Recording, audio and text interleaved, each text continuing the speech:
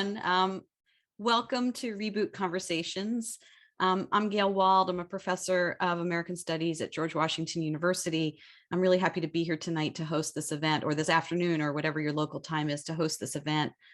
For 20 years, Reboot has been gathering cultural creators for uncensored conversations around Jewish identity and meaning, to dig into ancient text stories, histories, and rituals to imagine and create a relevant Jewish future. And with this Reboot Ideas series, Reboot's hosting creators and thought leaders in public forums to talk about their processes, obstacles, and personal motivations.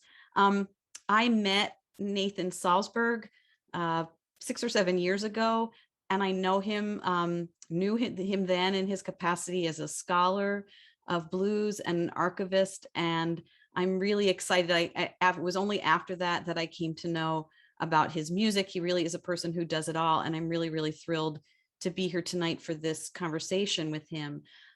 Nathan is a guitarist, composer, writer, ethnologist, and the curator of the Lomax Digital Archive, which is an online repository of the documentary work spanning 7 decades of the renowned folklorist Alan Lomax.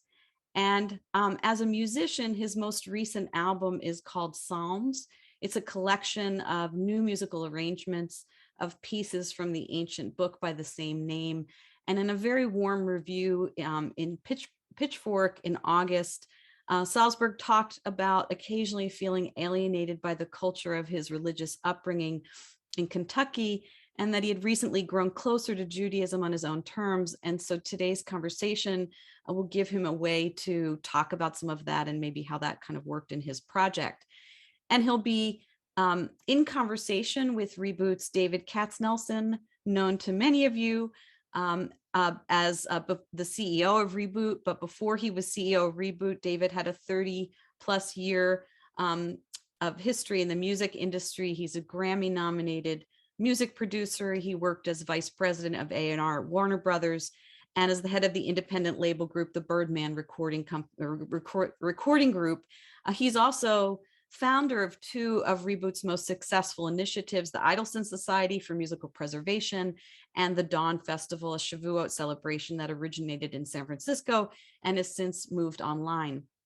So the way this is going to work tonight is, this afternoon, is we're going to take about 50 minutes of the hour and stop to give us time for conversation, comments, and questions at the end. You can put your comments and questions in the chat or in the Q&A. And until then, we will have the pleasure of hearing some of Nathan's work and then listening to David and Nathan in conversation. So without further ado, a clip from Psalms, and then we'll move on to the conversation.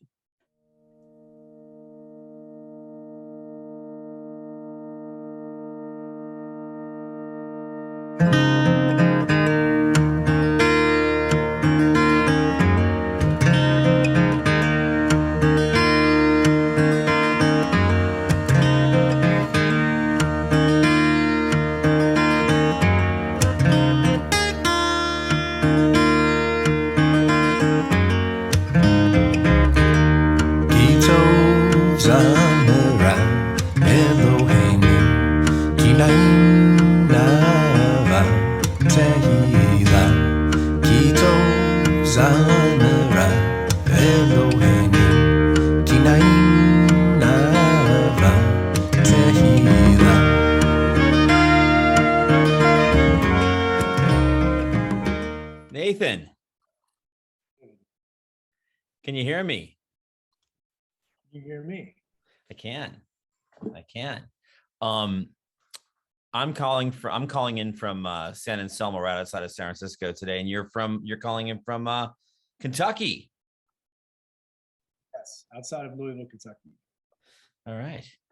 Well, it's good. It's good to see you. Nathan and I have known each other for a long time. I was trying to figure out how long it has been. I think it's since 2002 or 2003 or something like that. So most of the 21st century. What was the track that we just heard? Can you tell us a little bit about it? Yes. So first of all, thanks to Gail for a very much appreciated introduction, and to you guys for having this conversation. what we just heard is the opening track to this record called Psalms. It is a setting of Psalm 147. And I think it got a little bit far enough into the track where you could hear some of the band on this record. It was very much a labor of love over many years, this album. And that was the sort of single that was released in June. I'm trying to imagine a song. Let's go to the record, huh? How did this record come out? How did this record come about? So this record, I guess its genesis, if I may use a pun, was in early 2016.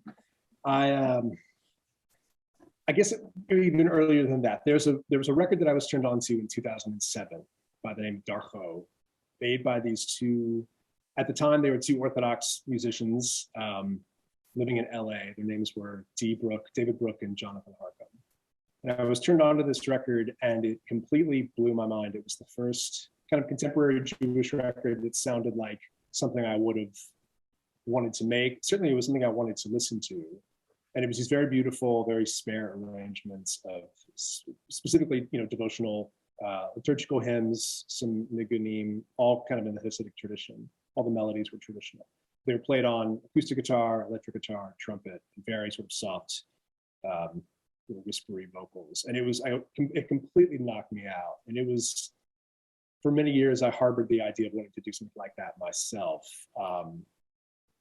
Someone asked us what the name of it. It's called Darcho, which means the path, I guess. Dark apostrophe CHO. And I can send a link to people later.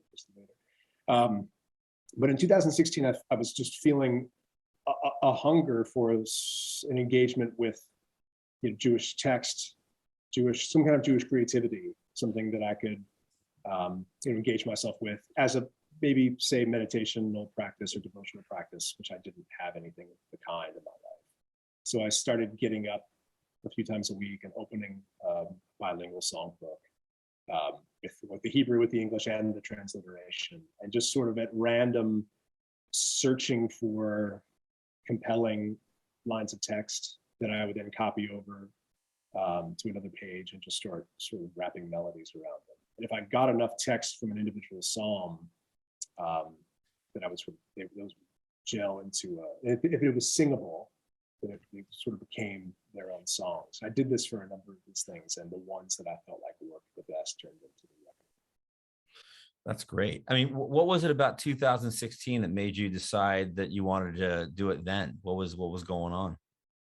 It's a great question. I don't really remember. Actually, the way it started was I really have no idea. I remember that actually the point when I started fooling around with new arrangements for traditional Jewish texts was I just opened I grew up at a Reformed temple here in Louisville, and there was a Gates of Prayer, the old Gates of Prayer book, and I just opened it at random one day, and I saw Avinu Malkeinu, and I thought, I missed that melody. I haven't heard it in so many years. I hadn't been to the high holidays in that years, and for whatever reason, I just started putting that to music, and I had the idea that maybe I would just sort of do the randomized experiment with a prayer book, but I knew those songs as being collectively sung, and that didn't seem to work. So the idea that I could engage with the Psalms as a solitary devotional practice, I was just getting older, as we all do, feeling my age, and it felt like it was time to start trying to engage with this stuff in a somewhat serious way.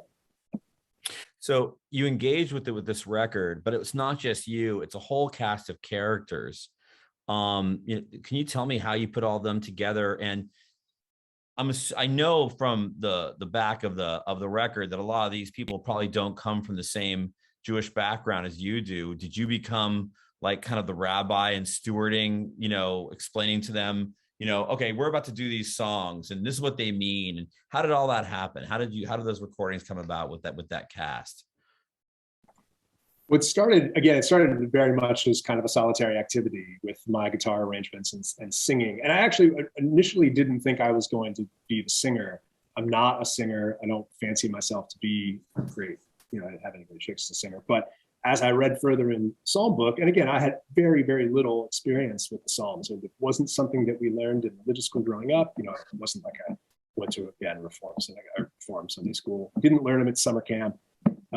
It was something that I was discovering as an adult. But as I read the Psalms, I realized that, we're called to sing. We're called to sing a new song unto God. And as I got deeper into the book, I realized that I was sort of being enjoined to sing for the project. Having said that, I wanted it to be something collective because I didn't feel like I had a kind of, even if it was made up of non-Jews, have a kind of creative say around this thing. So I reached out to a really dear friend of mine named James Uppington, who's a multi-instrumentalist and producer in Chicago, and he agreed to do the arrangements for the thing. And then I also reached out to a singer-songwriter who lives in Beersheba in Israel named Noah Babiov, whose voice I really love, and I knew she would sort of get what I was doing, although it turns out that she was even more of a secular Jew than I was. And she was a huge help in terms of the pronunciation. Folks just kind of got it because the principals were my friends and they understood, they knew that I was sort of had this, this desire had been sort of stewing in me for a while. And luckily no one needed explaining to. I think if they did, they wouldn't have been a good fit for the project. I think people who maybe weren't so interested in the textual aspect thought it was a novel enough undertaking that they were like, sure, yeah, I'll play on a Jewish record sung in Hebrew. The one person, actually Spencer Tweedy, who is Jeff Tweedy's son, he's the drummer on the record. And it turns out that his either great or great grandfather was a cancer in Montreal. So he sort of felt like he was in a family tradition of this sort of thing. So it was his way of kind of tying himself into his family history. And I mean, chanting these Psalms is a way of connecting yourself to a bigger history. And, history is something that you're very much aware of in all the facets of your work, it seems like. Did you approach the Psalms project in a similar way that you approach kind of delving into the history of the recordings of, let's say, Alan Lomax, who you've been kind of helping curate over the years? No, not at all, actually. It was so subjective, and I felt the urge at first to read all that I could so I could come to the project as, if not an expert, at least someone who understood, the history of, the evolution of Psalms texts and their use as liturgical music in various communities and synagogues and tradition. And I just said, I'm not going to do that because fundamentally this has to be about sort of what I wanted was an unmitigated experience with the texts.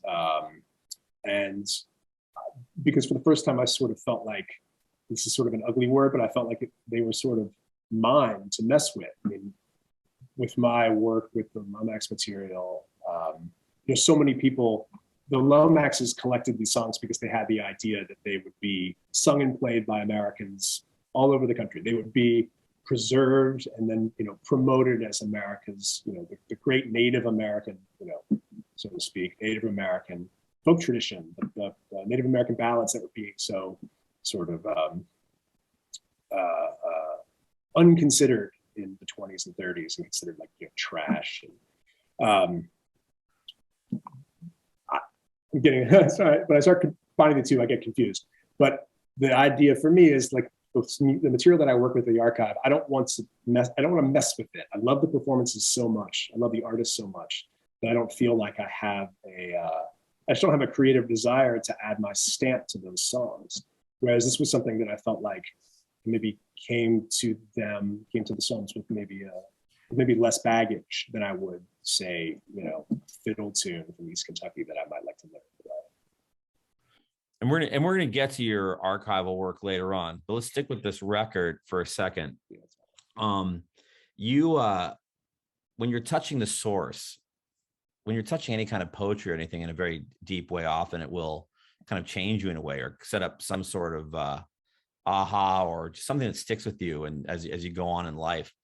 Has this project done that for you? And are any of the Psalms that you worked on something that were triggers for deeper thought or anything that kind of how you just thought about things in a different way or stuck with you in any way?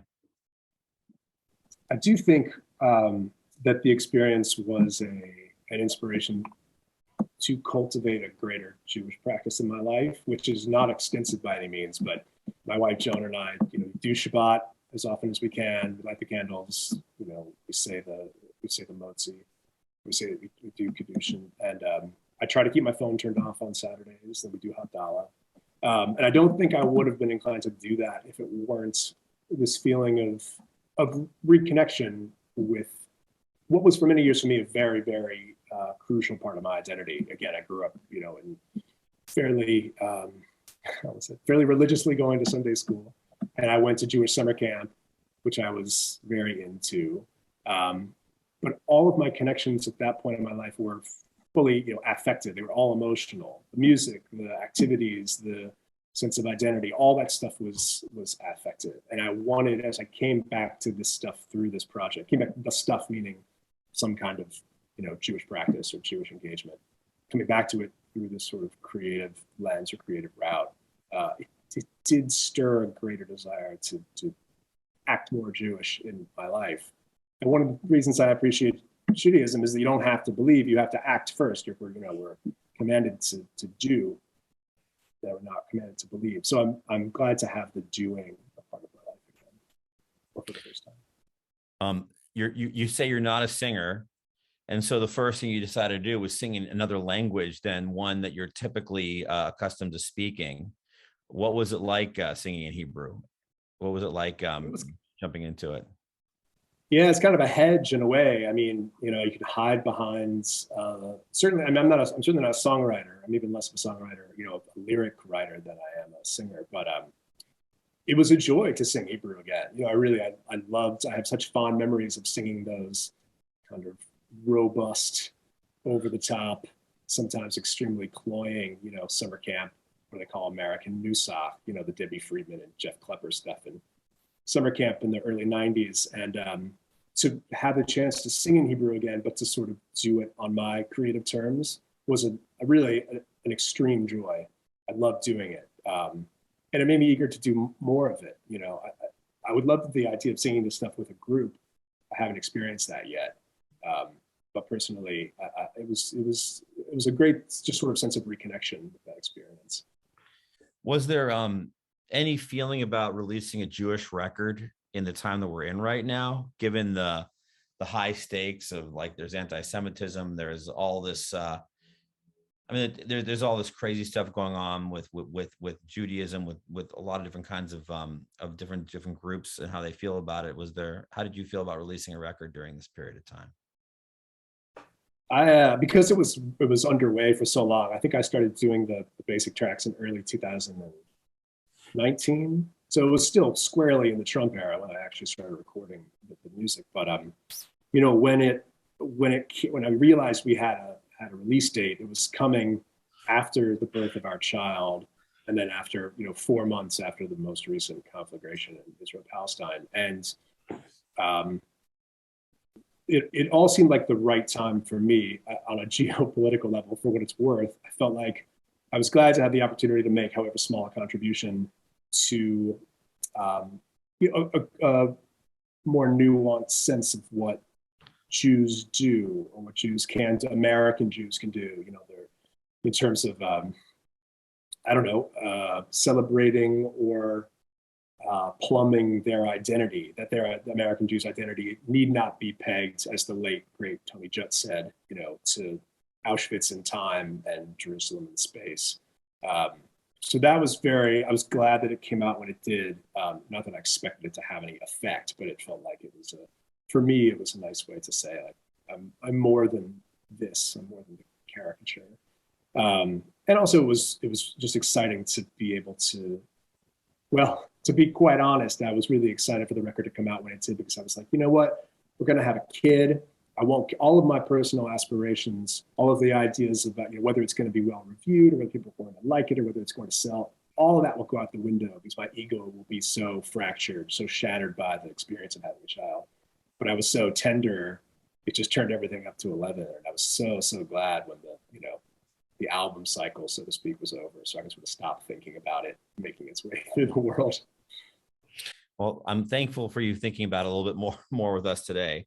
There's a lot of people on this that are tuning in today, probably, who are fans of your acoustic guitar music. I bet you there's a lot of people here who are interested in the work you do with the Lomax recordings. For those people who aren't completely clued in to what these Psalms even are. After digesting them as you've done, how would you explain what this group of poems is? Boy, can I take a pass? I You will can. say that what's fascinating to me, the experience was just how we talk about the psalmist, King David, and when you read these again, this is hardly a revelation, but you realize just how many voices there are in these things. And I guess the reason that I am parrying is because I still don't have a solid sense of what they are as in toto. My experience with them was it's sometimes complete revulsion at what I was reading, and then I would turn a couple pages and find something really beautiful and resonant. And the diversity of them, of course, is probably what has made them endure all this time.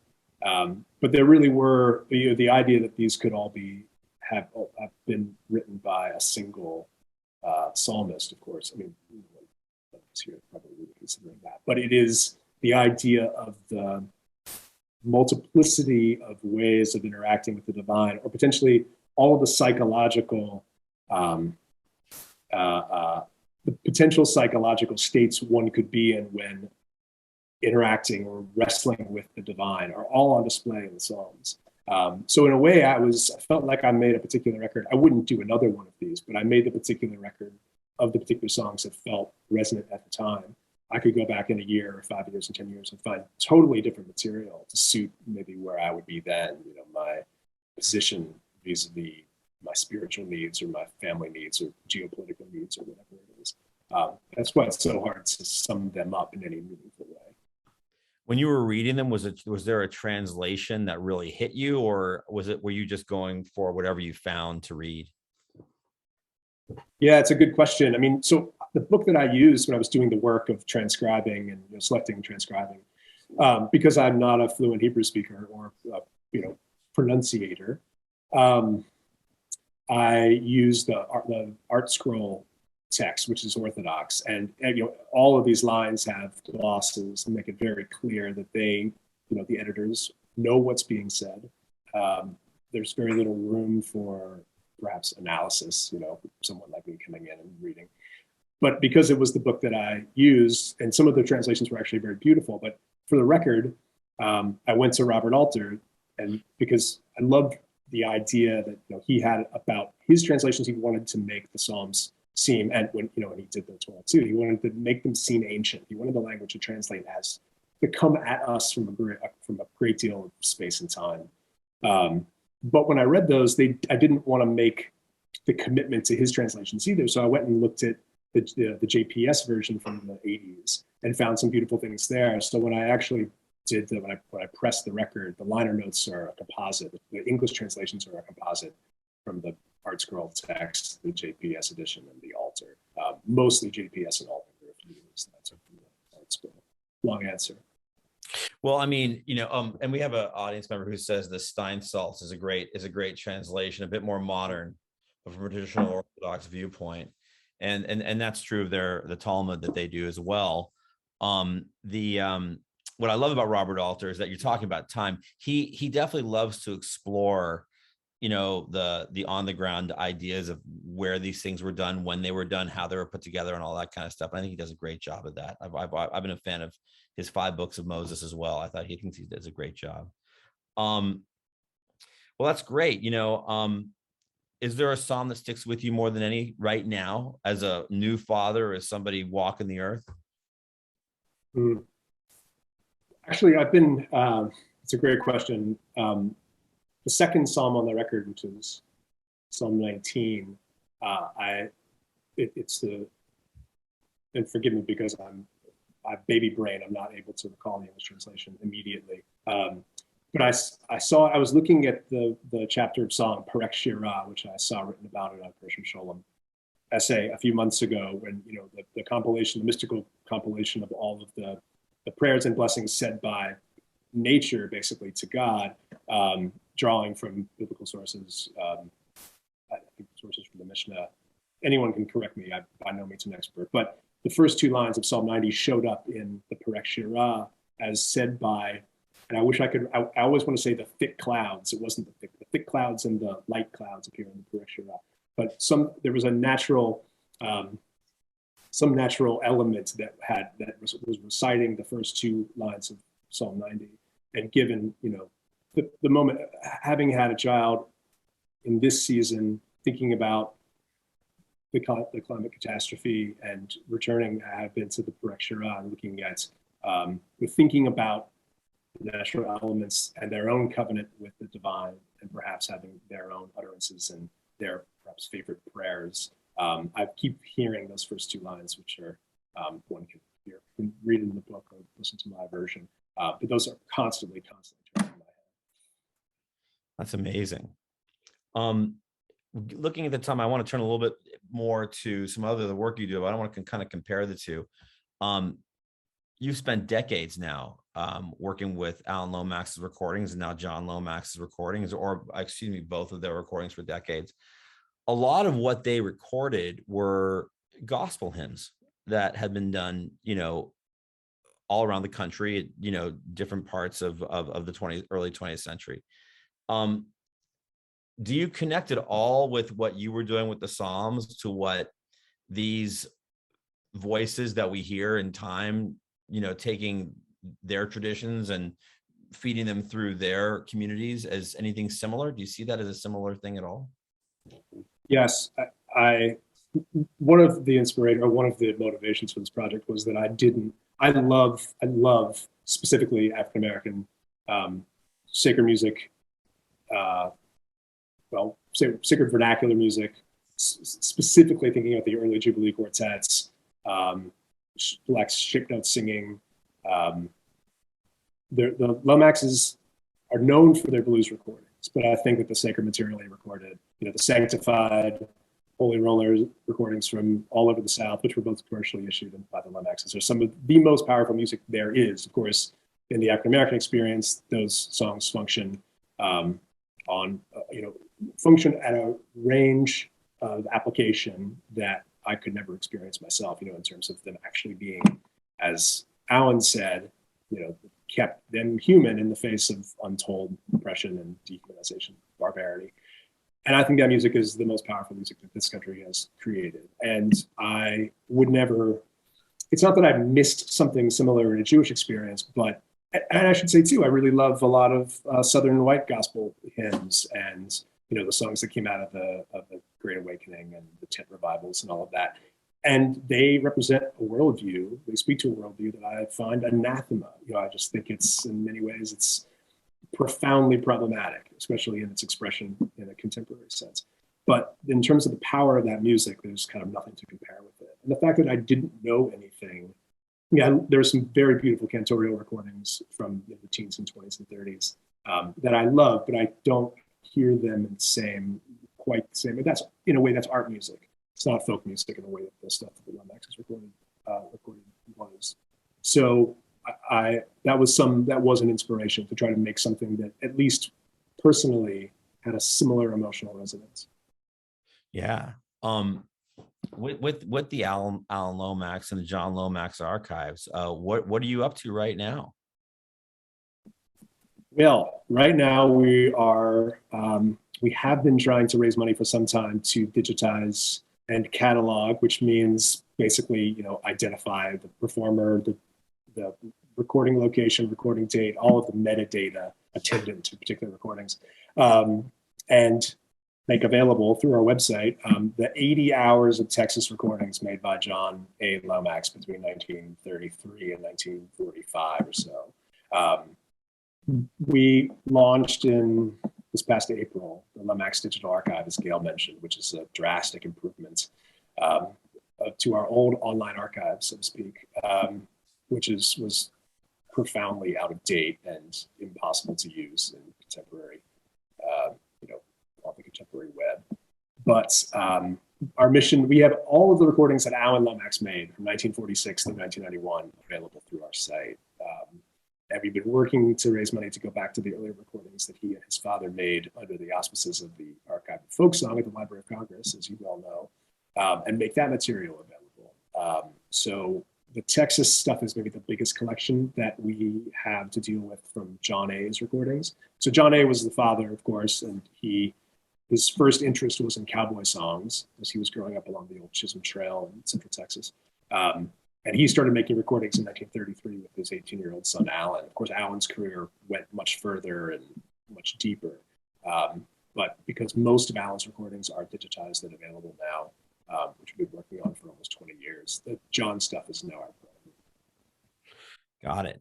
By the way, we're going to take a couple, time for questions. If you want to put any questions, now is the time to put them in the Q&A. But getting back to the work with John Lomax, and in all transparency, Nathan's actually helping me with a project around John's Alabama recordings. You've dedicated so much of your life to this stuff, and I met you were in your early 20s and you were already way, way, way into it. What is it about this that drives your interest and piques, almost this insane desire to focus on this stuff? A desire, by the way, that I share on a partially with you as well. So what is it that drives you on that? I mean, I came to this without any academic or technical bona fides to speak of. I got into this job right out of college when I moved to New York City in the fall of 2000. And I came at it as a fan, and luckily I remain a fan. I'm just crazy about the music. And over the years, I've come, to become as interested in sort of the commercial ancillaries to this stuff. So the stuff that was appearing on 78 RPM record in the teens and 20s and 30s primarily. But I was very lucky to be able to land at the archive at a time when there was still a sort of functioning record industry. Rounder Records, which was then in Massachusetts, was putting out this very extensive, I think it ended up being 100 CDs, 100 CD series of Lomax's recordings and some of John and Alan's recordings. And I got to work on some of those, and I love the process of, I love the selection process, I love the annotation process, I love going and sitting in on the mixing and the mastering. I just loved that stuff. I always wanted to get involved in making records, before I ever thought I would be a musician. But we also started doing our digitization work at a time when we were a little ahead of the curve on that. So we were able to get a lot of money from places like the late lamented Save America's Treasures grants and the NEA and the NEH and Grammy. So we were able to get a great deal of money that came in the early 2000s to digitize all of the tapes that Alan recorded. So the things that were in his original archive that he, his independent archive that he traveled around with in between 46 and 91. And I got hooked more than working on the records. I got hooked with just sharing the stuff. We started a YouTube channel around 2006, which I guess is kind of an early adoption. And once the internet became a much more viable platform for sharing music, certainly more than putting out CDs and LPs, it just kind of became addictive. The idea of being able to put a song, certainly now that we have a pretty robust YouTube following, put up for a cotton compress chant from Luling, Texas on the YouTube channel, and people just, and you get comments from Poland and you get comments from South Korea, and it's just, Lomax himself would have been thrilled to know that there is this kind of international access to his collections. And at the same time, we are able to, we've entered in with some phenomenal local organizations all over the country and in the Caribbean, Spain, Italy, Scotland, to what we call repatriate this stuff. So return digital copies of the recordings and the videos and the photographs to the communities, from whence they came. It can be frustrating because you want people to use the stuff. So you can deposit a CD and a book of everything at, say, the Tate County Library in North Mississippi. Whether anyone's going to go use those recordings for anything, for scholarly purposes, for recreational purposes, you can't say. But just knowing that you've done your part to make this stuff available again is a thrill. Gail Wald actually has a question, your friend. How do you relate to present day music? You've spent so much time in the past, and is there any artists that are interesting to you today?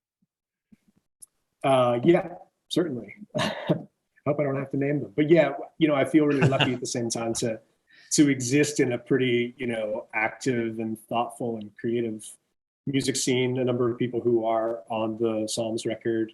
My wife, Joan Shelley, if I may plug her, is one of my favorite songwriter singers. And I also, another great time. One of the reasons that it's a great time to be alive is there's so much music available, obviously, now through the internet. And people have asked me in the past, said if Alan Lomax was around today, who would he record? And my answer has always been he wouldn't have to record anybody because everyone's doing their own. Luckily, they have the means to self-represent. So, for example, and this isn't totally an expression of this, but one of the most exciting record labels that I know working today is the Sahel Sounds label from Portland, which was started by this, a white American guy named Chris Kirkley, who just got obsessed with the music of the Western Sahara. I think in the, after hearing Tanara Wen and Group Douay and Bombino and those kind of, first, second wave Thomas Sheck guitar bands. And he's been putting out he's going over and doing contemporary recordings of groups there who are just experimenting in amazing, amazing ways, but also digging up, just killer records that were released, or say on, 100 cassettes in 1983 during the war with Libya. And it's music that I think in any other time would never, ever be able to reach the people that it has, but thank God for it. Thank God we're living in a time that we can hear that stuff. What's the name of the label again? It's called Sahel Sounds, Sahel, like the Western Sahel. Oh, that sounds great. Central Africa. Alan has a question. I actually have, listening to this question kind of makes me think of even another question, but did either of the Lomax record any Yiddish or Jewish performers or songs? That is a great question, and I was hoping it would come up. And the answer is no. Alan recorded Bob Dylan, who is arguably Jewish. And he also recorded a Czech resistance fighter who he met, I think, in New York in 1949. His name is Nora Fried.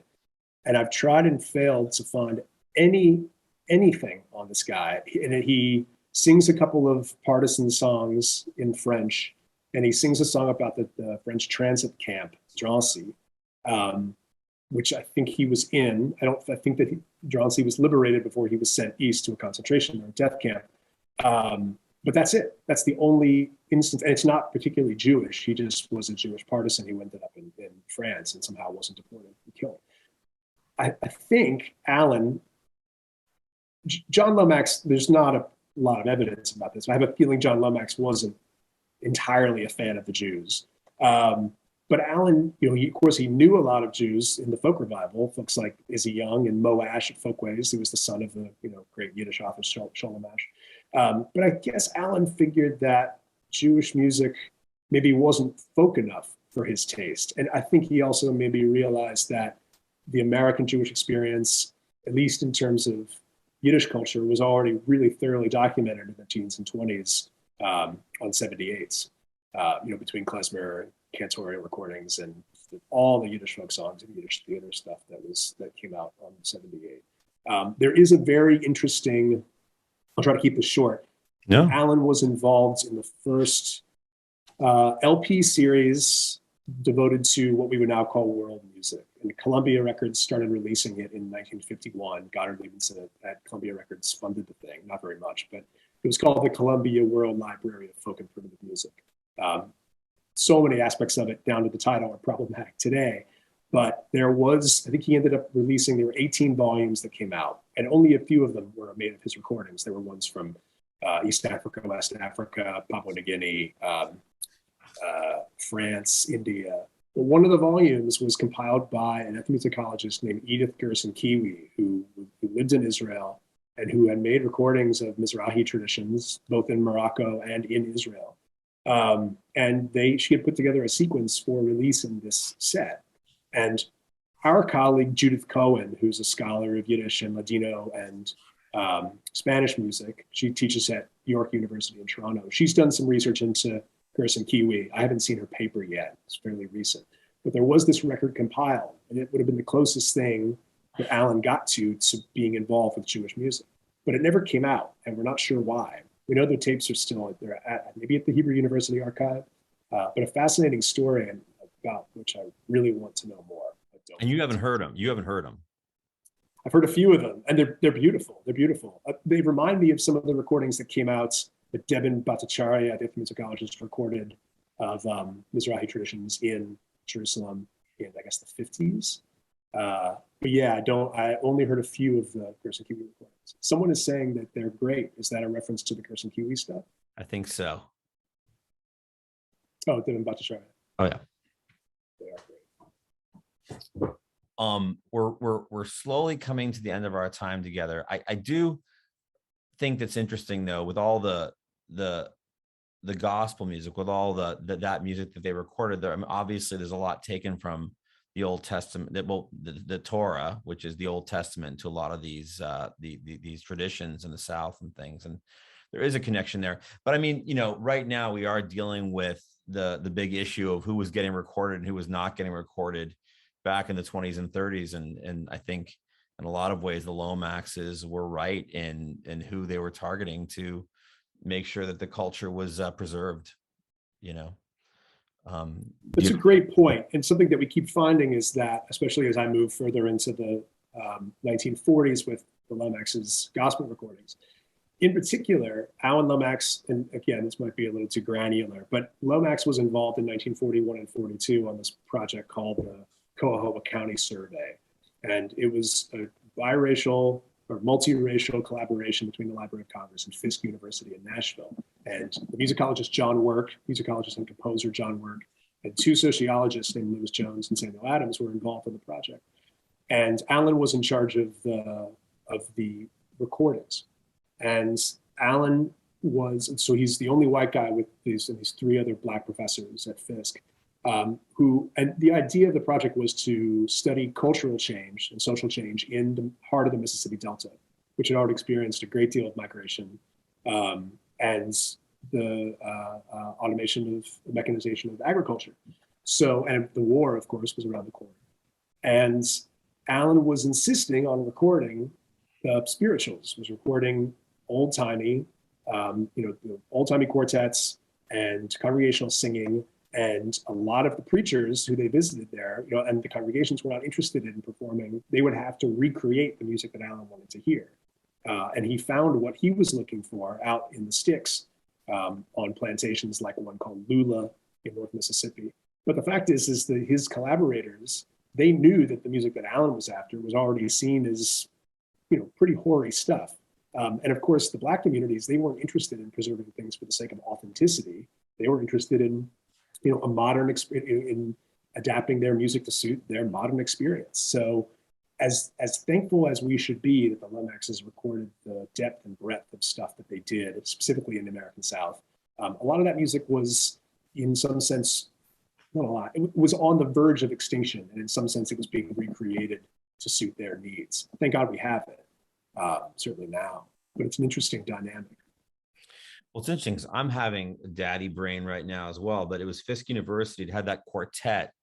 It was an African-American quartet in the early turn of the century. And they were like one of the first quartets to ever have the ability to record. And they did only songs from the slavery days. And they were chastised for that. I wish I could remember the name of You got me. You said it. It's the Fisk University Jubilee Quartet. The Fisk Jubilee, right. Yeah, and they traveled the world doing it. I mean, the interesting thing is that Alan would have considered their music unworthy because it was highly composed. It was very, very upright. It wasn't folk music. It was kind of a recreation of the traditional, what we imagine as the slavery time, hymns and spirituals. However, the material itself was the kind of thing that he was looking for come the 1930s and 40s, but sung in a much more vernacular style. I see that someone doesn't understand. We're just talking. There's some people who are having a hard time hearing, and that's okay. We'll. I mean, it's not okay. We'll get these transcribed and get them out there to the people who would like that. All right. Well, we're running out of time. Let's just end with, we are in a dark time in our world, right? In your opinion, with all the work that you're doing, based on both on the Psalm side and on the digging up all these old recording side, how do you see all this stuff helping cast a light onto the world? It is funny you mentioned that because we do a podcast at the archive very occasionally, and I was thinking about doing the next episode be sort of eschatological in nature, so just songs about end times basically, because it's been on my mind. Of course, all of those songs in the Lomax collection are Christian, but there are some very, very good ones. I think I often think about Eric Hobsbawm's idea of writing history from below, and the fact that no matter in the end, whatever John Lomax's and Alan Lomax's, they have very particularly romantic ideas about the preservation of Black and white folk culture in America. But preserving these voices, and it's not just performances, they recorded a great deal of personal narratives and interviews with folks from all walks of life, but particularly working class, particularly working class or working poor Black folks in the American South. And the fact that we now have the technological capability to make this stuff available, to promote it, to celebrate it, to make sure that it's in people's ears. We license things for film and TV, which sometimes rubs me the wrong way, but it gets the material out there. And I do think that the more that people engage with non-popular culture, certainly the culture of what one might call the subaltern, we generate a respect and an appreciation and an acknowledgement of the humanity of these people in the face of just such unbelievable odds, and the fact that they had the wherewithal to create and to perpetuate a culture that didn't just respond to their experience, but that uplifted it. And I think that reality is encoded in these recordings indelibly and will be forever. So I hope that they are a relief in some way and an inspiration for people who, like me, are really feeling the weight of this moment. Amen. Sora Weiss would like to know about when you say LA, is it the LA group mentioned earlier, the Louisiana group mentioned earlier? Is it LA as in Los Angeles? Yeah, sorry. It's I'm just going to chat this to everyone so you know what I'm talking about. David Brooke.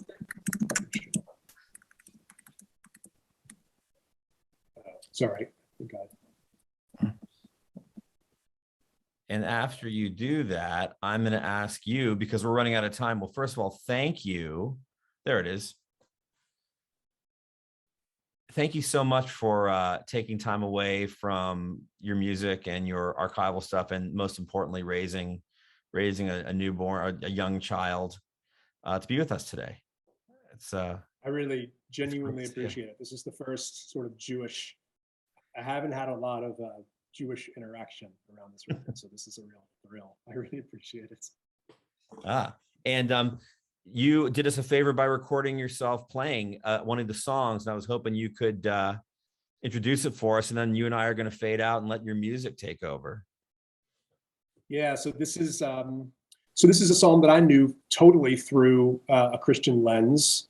It's Psalm 42, and one of the most sort of well-traveled psalms, and certainly Western culture, I suppose, if you can say that, through the King James version, and hear it sung and see it written and see it referred to. So it was fun for me a bit of a challenge to go back and try to make something that felt new to me. Whether or not it succeeded is for someone else to decide. But so this is me trying my best to do it at home between baby activities yesterday morning. So. Thanks a lot, Nathan. Appreciate the conversation. Thanks. Good seeing you, my friend. Yeah, great to see you. Thanks, everybody.